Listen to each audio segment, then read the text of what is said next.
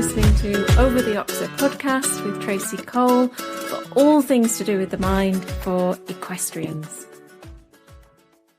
Well, hello, and on this episode and a few subsequent episodes, what I want to do is to build up an idea of what we can do before we ride and then what we can do as we ride to improve our mindset and to make sure that we feel really good when we're in the saddle. So the first episode today is going to be about what you can do in preparation, maybe a week or a few days before you ride. And if you've already got a ride planned for tomorrow, then that's fine. You can start today and see if that 24 hours worth of mindset helps you along a little bit.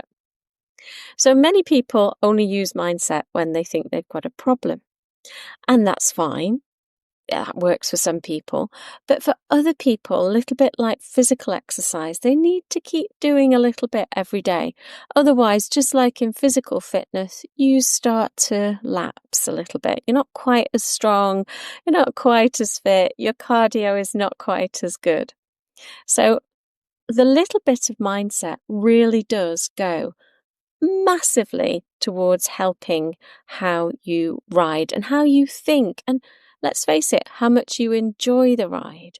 Because we pay so much money to have our horses and we pay for them, we pay for lessons, we pay out for all kinds of things in time and money and effort, and even in our mindset and how it makes us feel outside of riding. You know, you have a really good ride and it puts you on a high.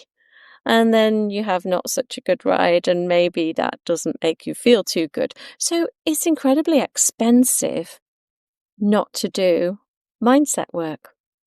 So let's think about what can you do in the days running up. Now, the more days you've got, the better. And just because you've only got 24 hours, that's okay. Once you've had your 24 hours, you've done your ride, keep going with this because it is like physical fitness or learning any skill. It's going to be cumulative. Okay, so what do I mean by preparing your mind? Well, if you've ever had a session with me or a mindset coach, NLP coach or hypnotherapist, then you might already have some exercises that you can do. But I'm talking a little bit more generally so everybody can access this. And if you need something stronger, then you can go and find some kind of mindset coach or equestrian mental performance coach. So here are the 4 things that I want us to consider in this episode. Well, first of all, I want to talk about visualization. Now, don't yawn, don't groan. People think it takes so much effort, but it takes a lot less effort than riding. And I'm going to explain it in ways that you can use it. And maybe it'll be a 2-minute visualization. Maybe it'll be 90 seconds. Maybe it'll be 60. I'm sure you can expend 60 seconds to get your mindset going.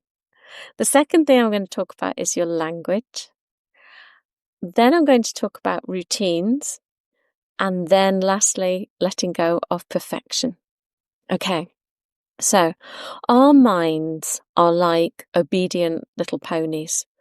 And as that came out of my mouth, I'm thinking of all the ponies that I've known that aren't very obedient. But okay, we've got this lovely imaginary obedient pony. And our imaginary obedient pony follows our directions. But our directions have to be very clear. We can't make it ambiguous. Because if we do, they'll do their own thing because I get confused.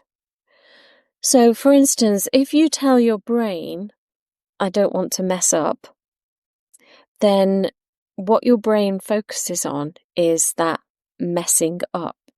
And it almost takes it like an instruction. Okay, you want to mess up? Okay, what does messing up mean to us? Well, it means X, Y, and Z. So I'm going to ensure that X, Y, and Z happen. So this stage is all about setting out our directions, if you like. We want to educate our brain in a way. That sounds a bit weird because you think, well, I'm thinking this, so my brain must know it. But you're consciously thinking it. So you're using your conscious mind, and your unconscious mind works in a completely different way. So we're setting it up for the unconscious. This is where your emotions are, your automatic skills are, your habits, your memories. So that's the part of the mind that we want to give direction to. So the first thing that I mentioned was to visualize. Now, visualization, lots of people tell me they can't visualize.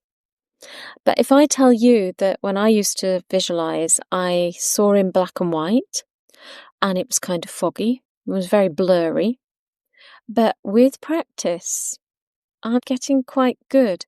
I don't see it like a film, like watching television. It's not quite there yet. It's nearly there. I know visual people tell me that they do watch it like a film. So I just need a little bit more practice myself as well. So you're going to start visualizing daily. And this is your mental rehearsal, and this is setting your stall. This is telling your mind what you want. And using pictures is one of the best ways. Words are handy, but pictures are far, far better. So not only is your unconscious mind unaware that this isn't happening in real life, so it thinks this is real, it also means that once you have visualized something a few times, your mind's already getting into the swing of doing it a certain way.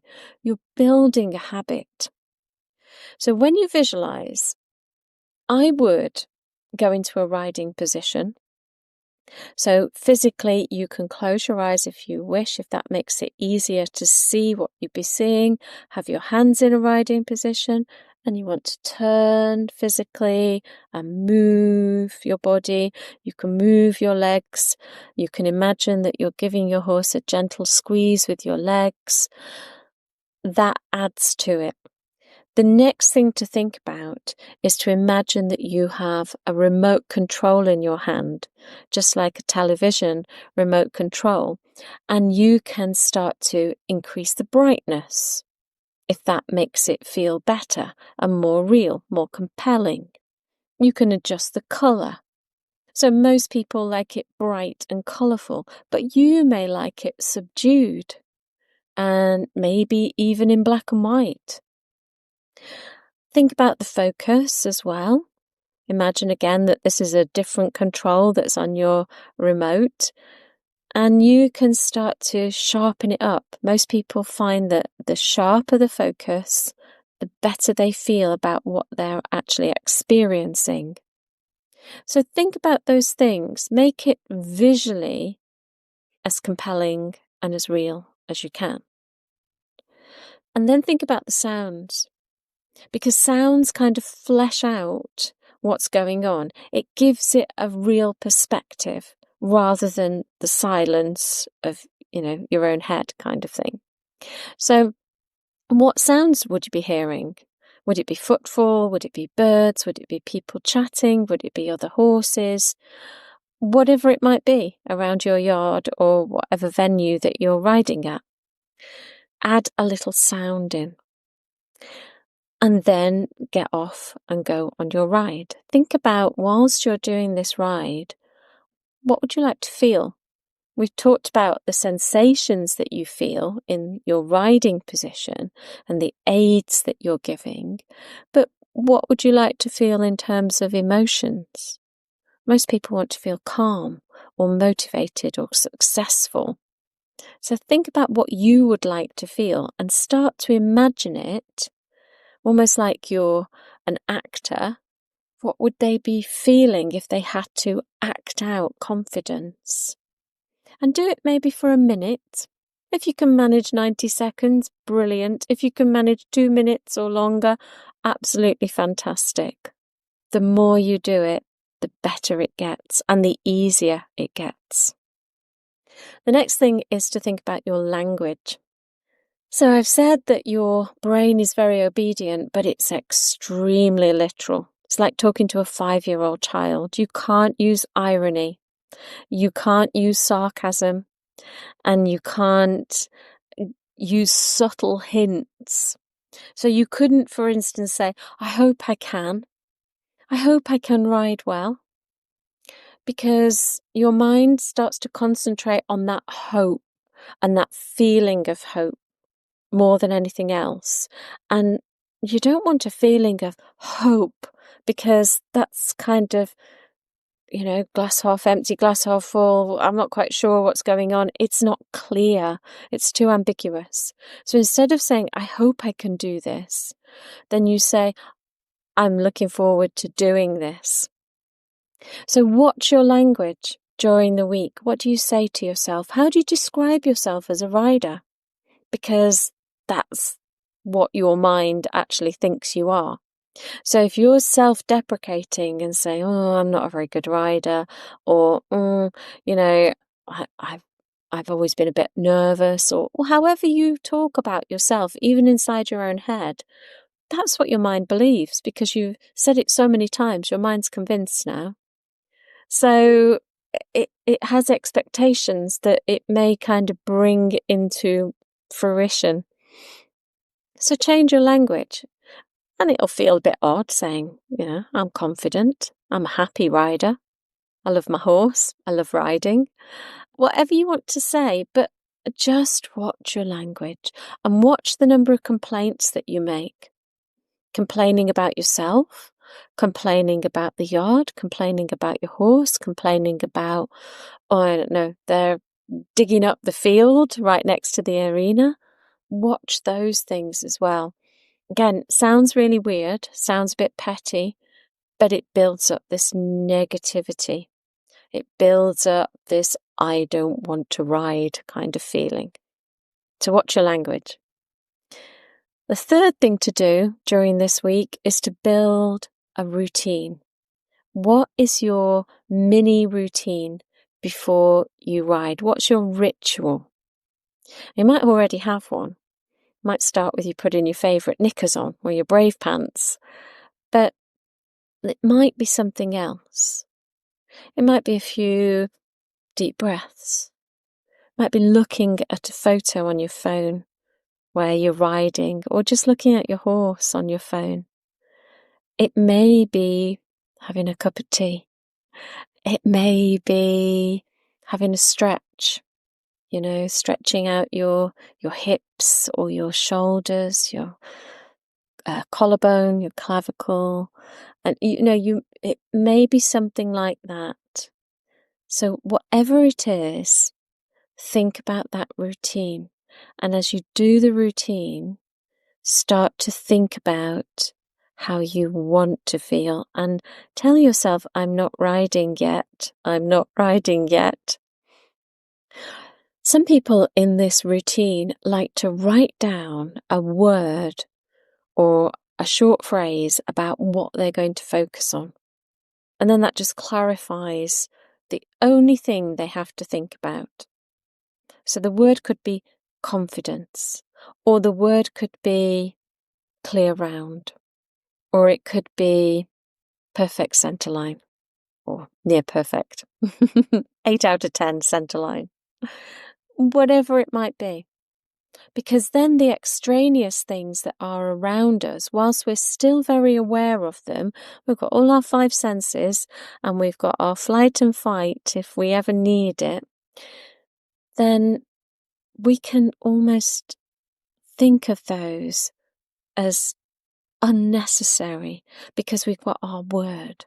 You could even put your word on a post-it note, put it in your pocket. Not that you're going to look at it, but you know it's there.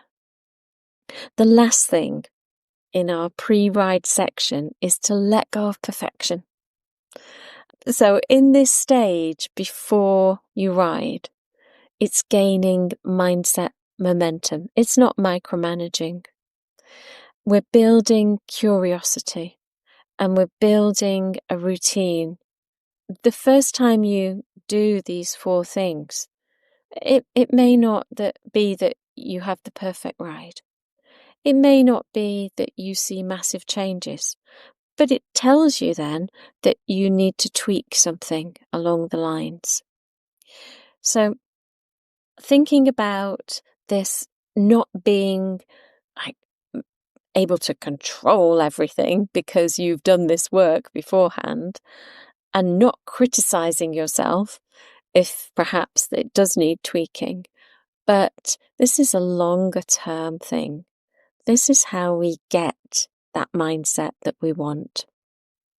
So your homework is to start your mindset early. Think about setting your GPS. And next time, what we're going to talk about is what to do just before you ride. So, maybe you're just getting the saddle off the rack, or maybe your horse is already tacked up. What are you going to do with your mindset then?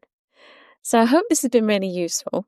Let me know what you do for your routine, because I'm always really interested to know what people are doing, what's working, what's not working. Really helps to build a great library in my own mind of what people are doing. And I will see you very soon. Take care. See you next time.